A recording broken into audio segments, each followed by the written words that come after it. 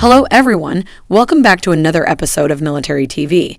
In today's session, we will focus on the question why the U.S. Navy's Littoral Combat Ship seems to be a failed project. If you are curious on this topic, don't go anywhere, stay tuned only at this channel. The Littoral Combat Ship, LCS, is a fast, agile, mission-focused platform designed to operate in nearshore settings. The LCS is capable of supporting maritime security, sea control, and deterrence. Moreover, the Littoral Combat Ship is a class of small surface combatants armed with capabilities focused on defeating global challenges in the littorals. In addition, LCS is designed to provide joint force access in the littorals. Ships in this class can operate independently or in high-threat environments as part of a networked battle force that includes larger, multi-mission surface combatants.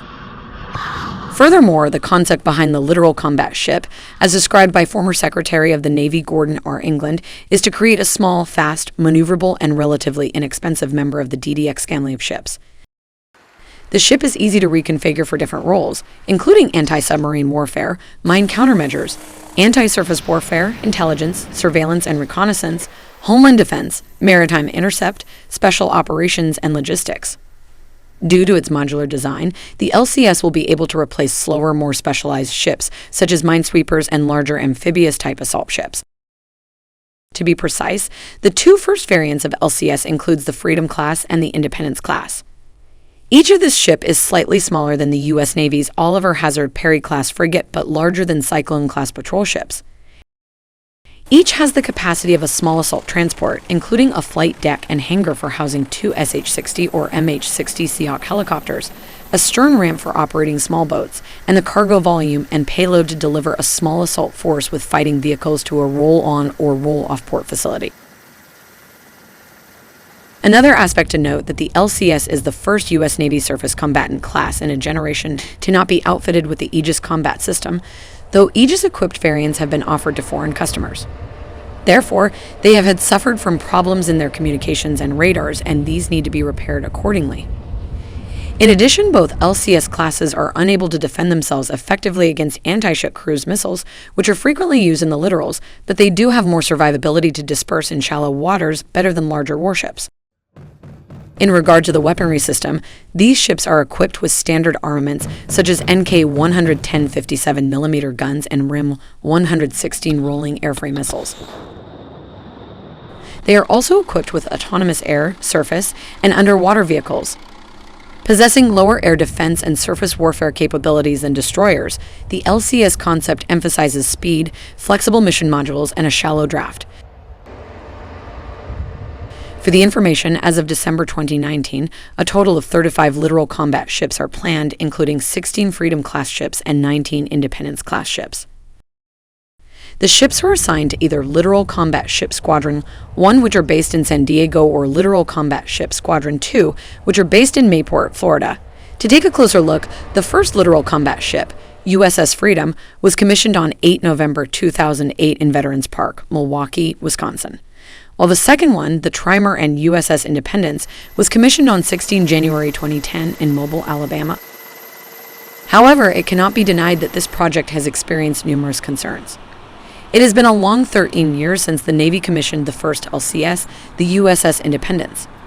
After years of disappointing performance and corrosion issues that were causing the ship's hull to collapse in 2011.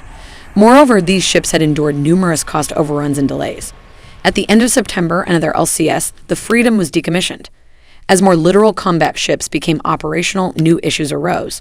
In 2015, one had to be pulled back to the port after mechanical issues. Moreover, according to the report by USNI, the Navy in 2018 didn't deploy a single LCS. The service was supposed to push forward 3 ships in fiscal year 2018 after a 2016 overhaul of LCS homeporting, command and control, and manning constructs. Since there were many problems existed, especially regarding TH engine and propulsion concerns, those all lead to mounting disappointment. For this reason, the Navy had enough by January 2021 and stopped all new deliveries. What seems to be the problems then? One of the reasons can be having more designs that might cause more problems. The LCS has 2 separate designs from 2 different defense firms, which further complicating the acquisition program. The Independence class is an aluminum trimaran, while the Freedom class is a monohull. Each one cost around $360 million. Both classes of ships have issues with maintenance. Critics questioned their capacity to survive a gun war, and the engines also were not working properly.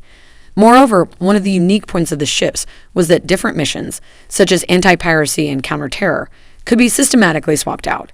However, that feature was ended after a myriad of difficulties. The Navy then attempted to incorporate the Naval Strike Missile into several LCS versions. That is likely promising, but keeping the LCS at sea rather than docked for repairs remained one of the main difficulty. In another word, it can be predicted that the biggest issue was the two designs. The ships had different problems depending on who manufactured them. Maintenance costs has increased. In this case, the Navy figured out that missile frigates could perform the same missions. Moreover, it is mentioned that the Littoral Combat Ship program has always been excessively complicated from the beginning. The Navy originally planned for each ship to cost $220 million, according to the Project on Government Oversight, but the Government Accountability Office estimates that procurement costs for the first 32 ships are now over $21 billion, or roughly $655 million per ship, nearly 3 times what they were supposed to cost. Additionally, according to the most recent Select Acquisition Report, the program's 3 mission packages total nearly $7.6 billion. From this explanation, it can be said that large cost overruns, a lack of combat survivability and lethality uncovered during operational testing and deployments, and nearly devastating technical problems and schedule delays in each of the mission modules have already forced the LCS into many major concerns that leads to program improvements. Lastly, it took nearly 2 decades for the Navy to recognize that the LCS program had failed. In 2014, the Sailing Division reduced LCS procurement from 55 to 32 ships. Congress eventually added 3 more ships, bringing the total number of ships in the class to 35. As a consequence, the Navy intends to replace the 20 canceled LCS with 20 modern missile frigates. To realize this mission of 2019, the service requested $1 billion from Congress for the first ship in the new class. The new frigate, unlike the LCS in its original form, will be a conventional warship with a large crew and hardwired systems. For this reason, the Navy undoubtedly expects that the new ship will be more deployable than the LCS. If you find this video is interesting, don't forget to like, share, and comment, and the most important one is to hit the subscribe button for more updates on awesome videos. That's all for today. Thanks for watching, and see you next time.